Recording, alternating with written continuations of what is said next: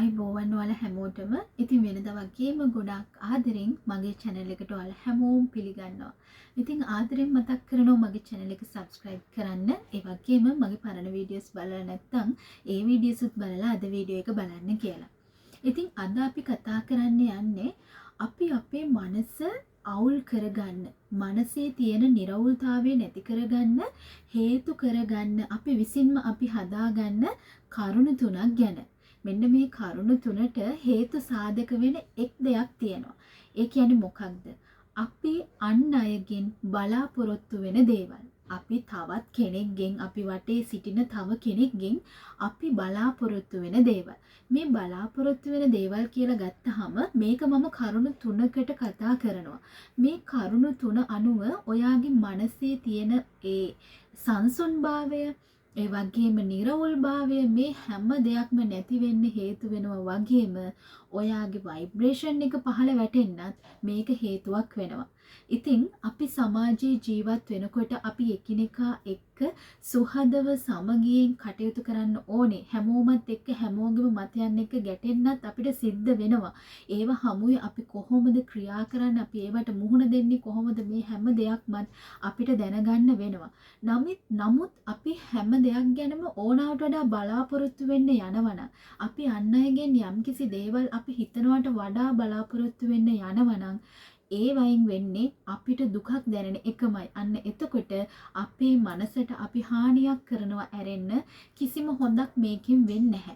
ඉතින් අද අපි මේක කරුණු තුනකට කතා කරනවා. මොනවද ඒ කරුණු තුන? අපි බලමු. දැන් පළවෙනි කරුණ, ඔයා කිසිම කෙනෙක්ගෙන්, ඔයා අනිත් අයගෙන් ඔයාගේ ප්‍රමිතීන් වලට අනුව එයාලා ජීවත් වෙයි කියලා හිතන්න එපා. මෙන්න මේක ලොකු වැරද්දක්. ඕගොල්ලෝ කරන ලොකු වැරද්දක්. ඔයාලා හිතනවා ඔයාලා වටේ ඉන්න හැම කෙනෙක්ම ඔයාලට ඕන විදිහට, ඔයාලගේ ප්‍රමිතීන් වලට අනුව ඔයාලා හිතන විදිහට ජීවත් වෙන්න ඕනි කියලා, ජීවත් වෙයි කියලා ඔයාලා බලාපොරොත්තු වෙනවා. නෑ, එහෙම නැහැ. අපි හැමෝම එකිනෙකාට අනුව වෙනස්, සාපේක්ෂයි. එතකොට අපි ජීවත් වෙන්නේ අපිට ඕන විදිහට. ඔයා ළඟ ඉන්න තව කෙනෙක් ඔයා හිතනට වඩා වෙනස්ම විදිහකින් හිතනවා වෙන්න පුළුවන්. හැබැයි ඔයා ළඟ ඉන්න තව කෙනෙක් ඔයාට සමානව හිතනවා වෙන්නත් පුළුවන්. හැබැයි මේ කිසිම කෙනෙක් ඔයාගේ ප්‍රමිතීන් වලට අනුගතව ජීවත් වෙන්න කැමති වෙන්නේ නැති වෙන්න පුළුවන්. අන්න ඒ නිසා අනිත් අයගෙන් ඔයා බලාපොරොත්තු වෙන්න එපා.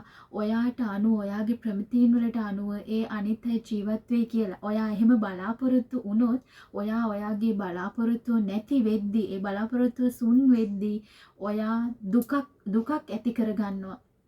එතකොට ඔයා කලබල වෙනවා. මේක ගැන හිතන්න ගන්නවා. මම මෙහෙම හිතුවා නමුත් එයා මෙහෙමයි කරේ. අන්න ඒ වගේ ඔයාගේ හිතේ තියෙන සංසුන්භාවය මේකෙන් නැති වෙනවා. අන්න ඒ නිසා පළවෙනි එක හොඳට මතක තියාගන්න. වෙනත් කෙනෙක්ගෙන්, අන් අයගෙන් ඔයා වගේම ඔයාගේ ප්‍රමිතීන් වලට අනුව ජීවත් වෙයි කියන එක නම් බලාපොරොත්තු වෙන්න එපා. හරි. එතකොට දෙවෙනි එක තමයි තව කෙනෙක්ගෙන්, ඒ කියන්නේ අන් අයගෙන්, අපි වටා සිටින ඕනම කෙනෙක් ඔයාගේ මනස, ඔයාගේ හිත ඒ විදිහටම, ඔයා ඒ හිතන දේ ඒ විදිහටම තව කෙනෙක් ඔයා ගැන හිතයි කියලා ඔයාව තේරුම් ගනීවි කියලා හිතන්න යන්න එපා. ඒ දේ තව කෙනෙක්ගෙන් බලාපොරොත්තු වෙන්න එපා. හරියටම වචනේ ඔයා අන් අයගෙන් එහෙම දෙයක් බලාපොරොත්තු වෙන්න එපා. ඔයාව කියවන්න කිසිම කෙනෙක්ට හරියටම බෑ. ඔයාව දන්නේ ඔයා විතරයි. ඔයා මේ වෙලාවේ ඉන්නේ මොන වගේ හැඟීමකද? ඒක දුකක්ද, සතුටක්ද, තරහවක්ද? ඒ වගේම ඔයා මොකක්ද මේ ප්‍රකාශ කරන්න හදන්නේ?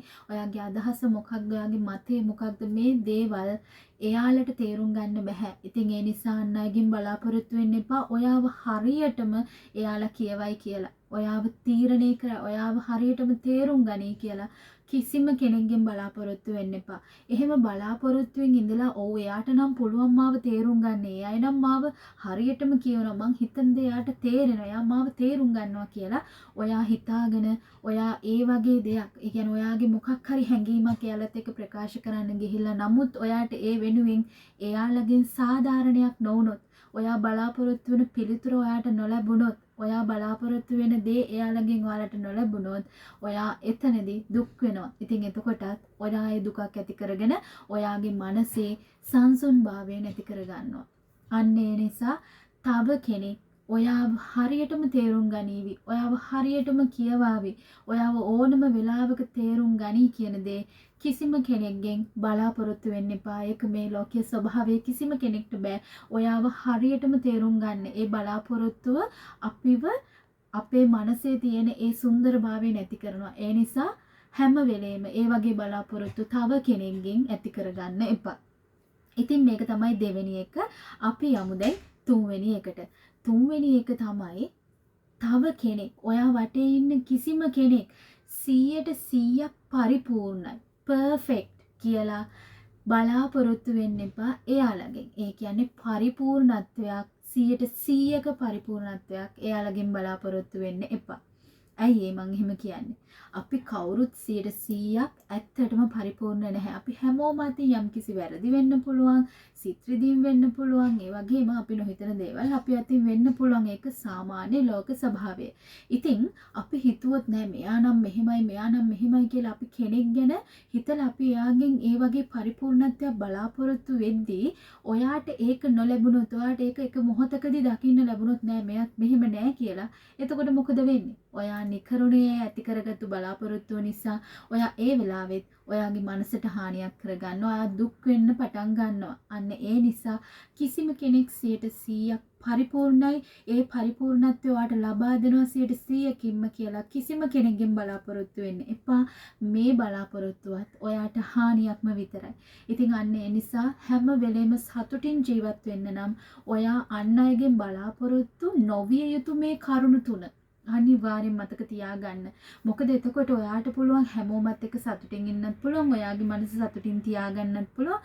තව කෙනෙක්ට සතුටක් දැනෙන විදිහට ඔයාලට ජීවත් වෙන්නත් පුළුවන්. මොකද එතකොට ඔයාලා අතර ප්‍රශ්න නැති වෙනවා. ඔයාගේ වටේ ඉන්න අය අතර ඔයා අතර ප්‍රශ්න නැති වෙනවා. මොකද ඔයා ඕනාවට වඩා අනවශ්‍ය දේවල් එයාලගෙන් බලාපොරොත්තු වෙන්නේ නැති නිසා.